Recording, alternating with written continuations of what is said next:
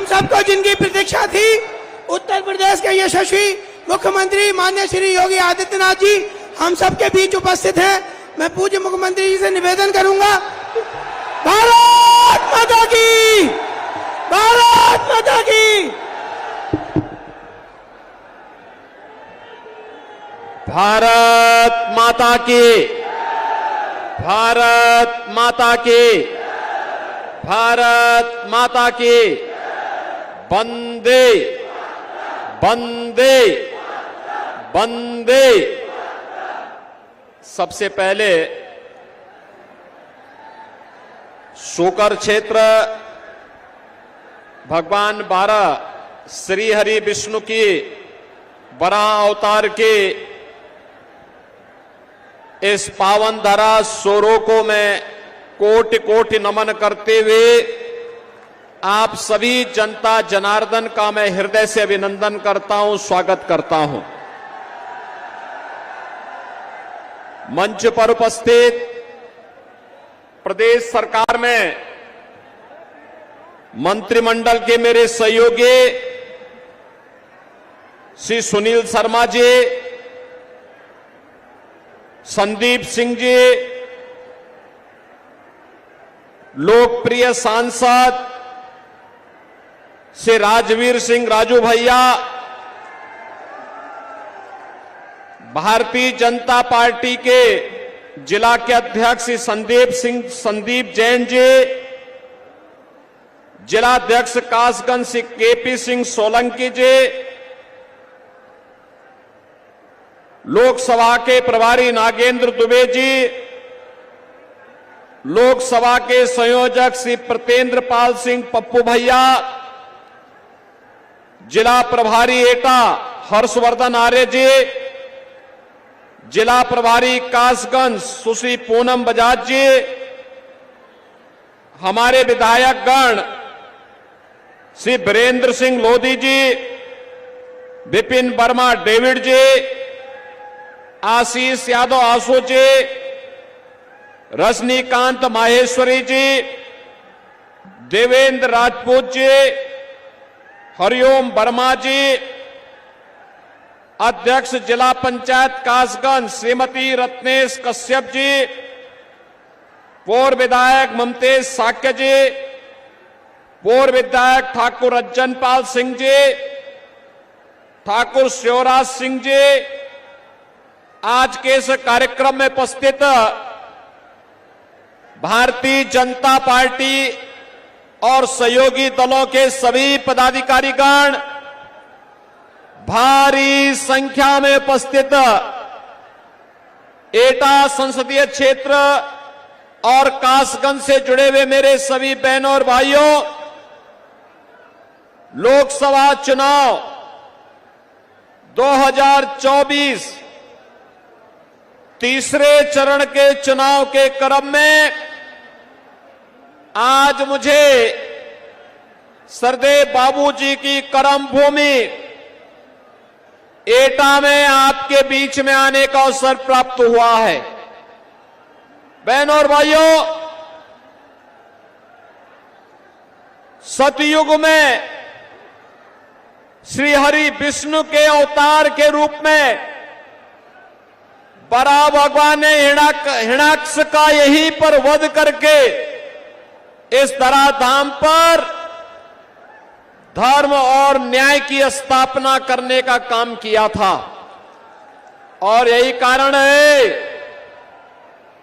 कि भारतीय जनता पार्टी की सरकारों ने सोरो क्षेत्र को उसका पुरातन स्वरूप देने के लिए राजू भैया के प्रस्ताव पर जो कार्य प्रारंभ किया है, आने वाले समय में सोरो क्षेत्र भी एक महातीर्थ के रूप में विकसित होकर के यहां की जनभावनाओं का सम्मान करेगा। बहनों और भाइयों, यह कार्य केवल भारतीय जनता पार्टी ही कर सकती है। आप सब इस बात को जानते हैं। पहले एक कांग्रेस और सपा के लोग कहते थे ना, जब हम लोग कहते थे रामलला हम आएंगे, मंदिर वहीं बनाएंगे, तो ये लोग कहते थे कि देखो ये मजाक कर रहे हैं, ये बना ही नहीं पाएंगे। समाजवादी पार्टी के लोग कहते थे कि परिंदा भी पर नहीं मार सकता, और कांग्रेस के लोग कहते थे कि राम तो हुए ही नहीं। और बहनों और भाइयों, सरदेव कल्याण सिंह जी का त्याग, मोदी जी का नेतृत्व, आप सबके आशीर्वाद से अयोध्या में रामलला का भव्य मंदिर का निर्माण हो गया है। कल देश की राष्ट्रपति जी भी वहां राम मंदिर में दर्शन करने के लिए गई। पहली बार भारत का कोई राष्ट्रपति, महामहिम राष्ट्रपति, राम जन्मभूमि दर्शन करने के लिए गया, और पूरा देश अभिभूत होकर के देख रहा था वह दृश्य। बहनों और भाइयों, राम, भगवान राम के प्रति जो द्रोह करने वाले लोग थे,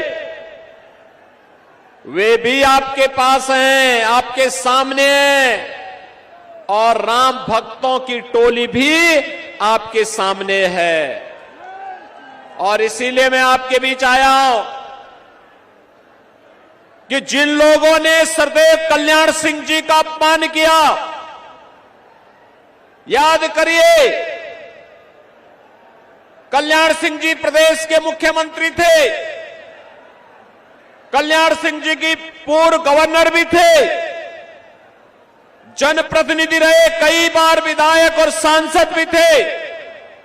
लेकिन जब उनकी दुखद मृत्यु हुई तो समाजवादी पार्टी ने संवेदना के 2 शब्द भी नहीं व्यक्त किए।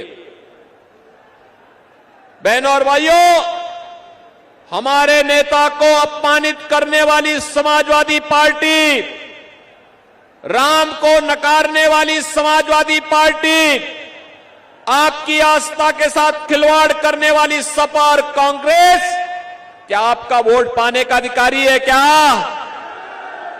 आपका वोट पाएगी? क्या अगर इनके कारनामों का मैं किस्से सुनाना प्रारंभ कर दूंगा तो बहनों और भाइयों बड़ा लंबा समय लगेगा।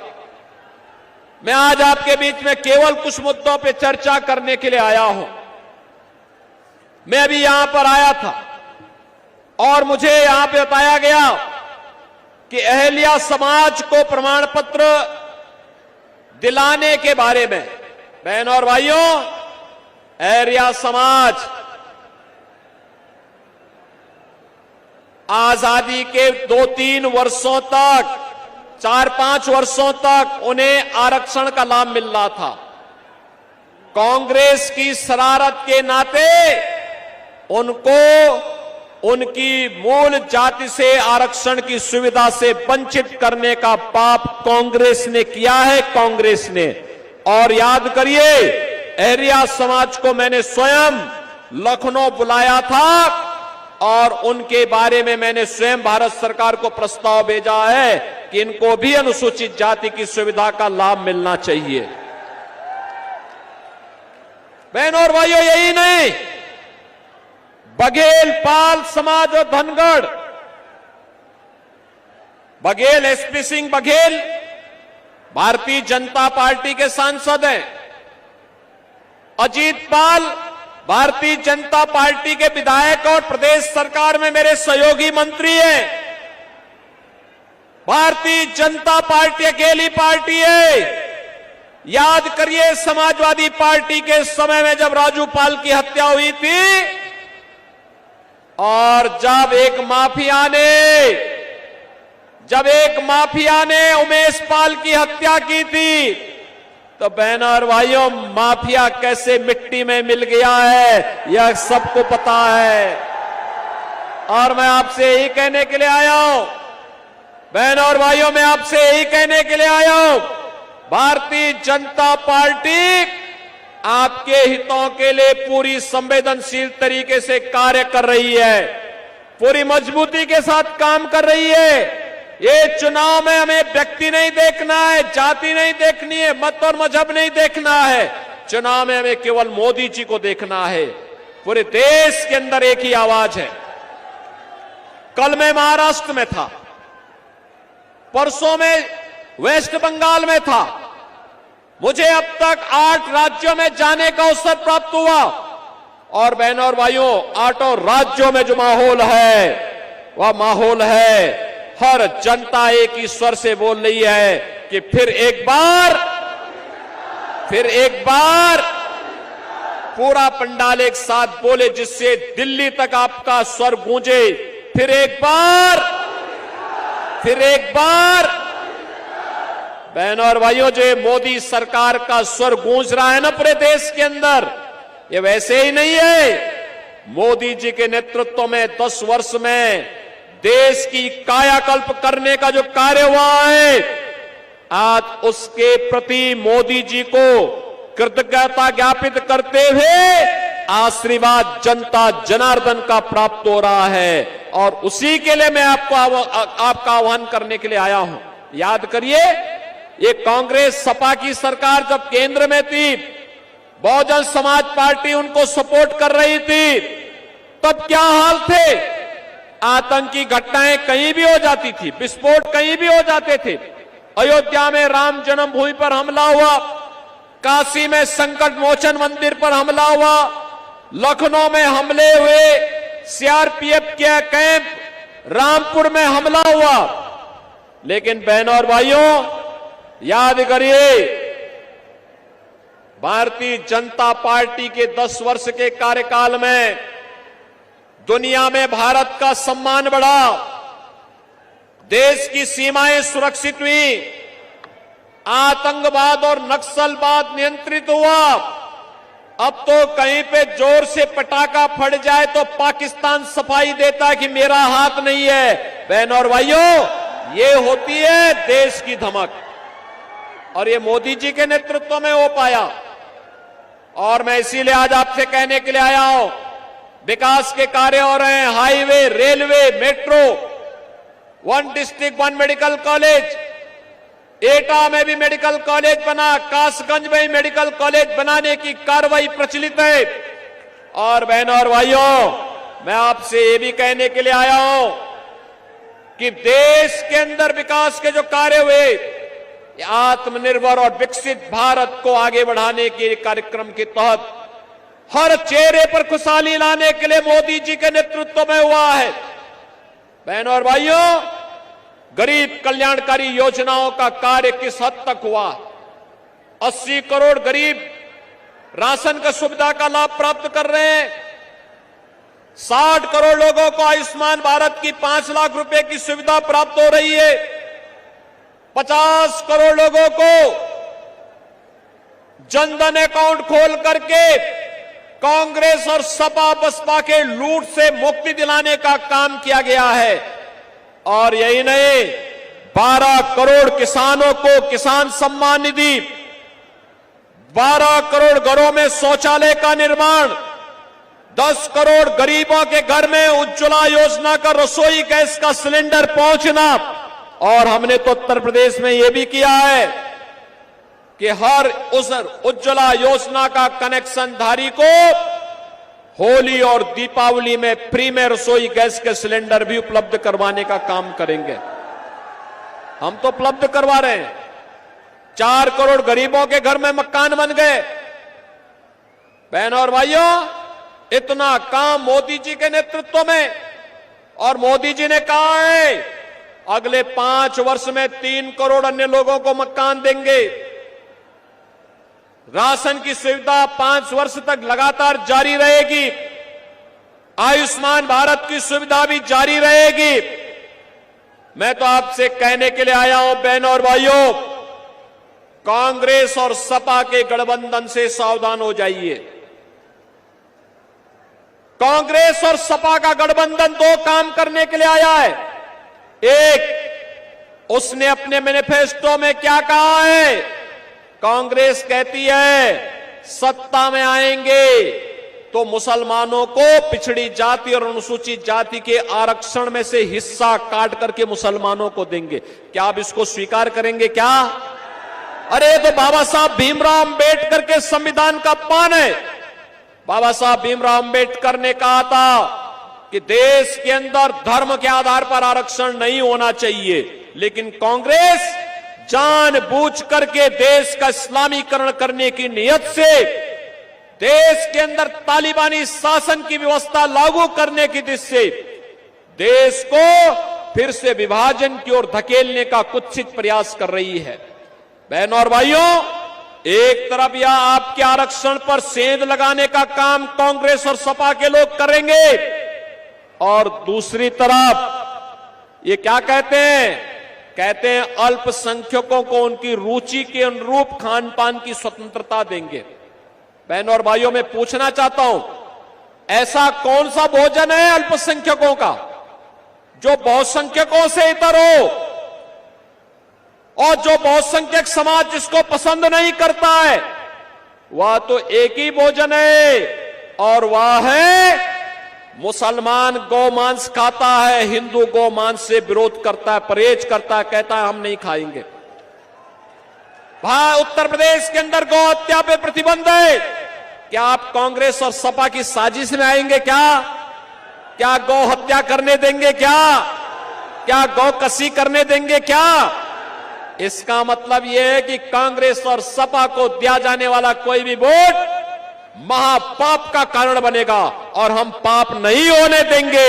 यह हम सबका संकल्प होना चाहिए और इसीलिए मैं आया हूं आपसे कहने के लिए, बहनों और भाइयों, मैं आपसे इसीलिए कहने के लिए आया हूं कि सरदेव बाबूजी कल्याण सिंह जी ने पूरा जीवन प्रदेश के विकास के लिए, अयोध्या में श्री राम जन्मभूमि के लिए उन्होंने अपनी कुर्सी तक को ठुकराने का काम कर दिया था।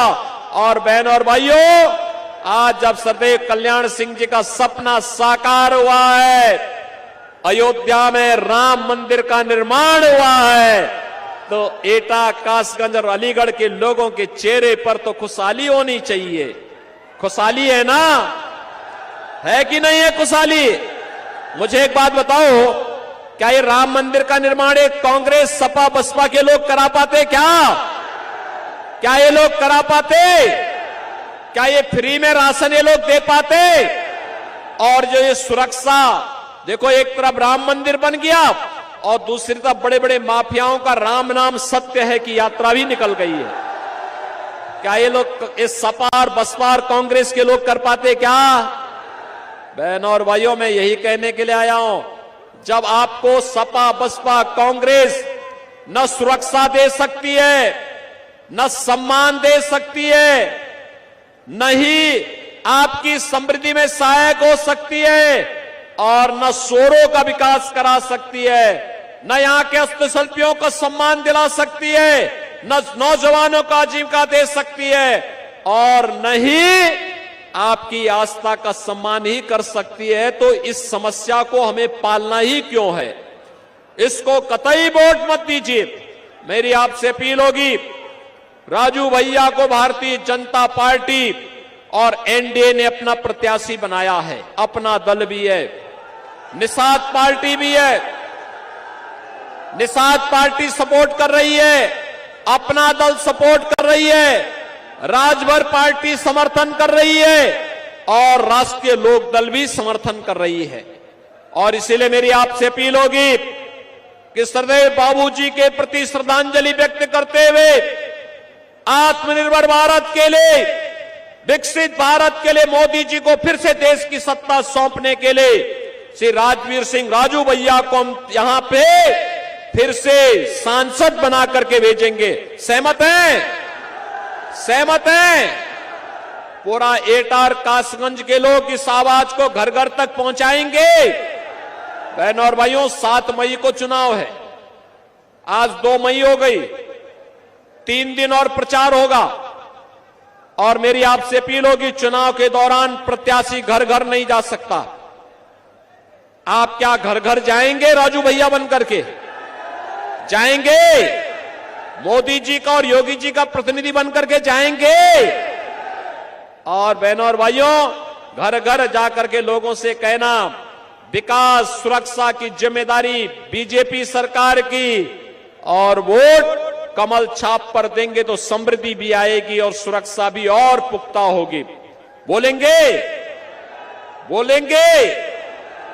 7 मई को पहला मतदान फिर जलपान के संकल्प के साथ आगे बढ़ेंगे, अधिक से अधिक मतदान करवाएंगे, भाजपा को जिताएंगे। तो मेरे साथ बोलेंगे भारत माता की। जहां तक आवाज जा रही है दोनों हाथ उठा करके बोलेंगे भारत माता की, भारत माता की, भारत माता की। वंदे वंदे वंदे। जय श्री राम, जय जय श्री राम।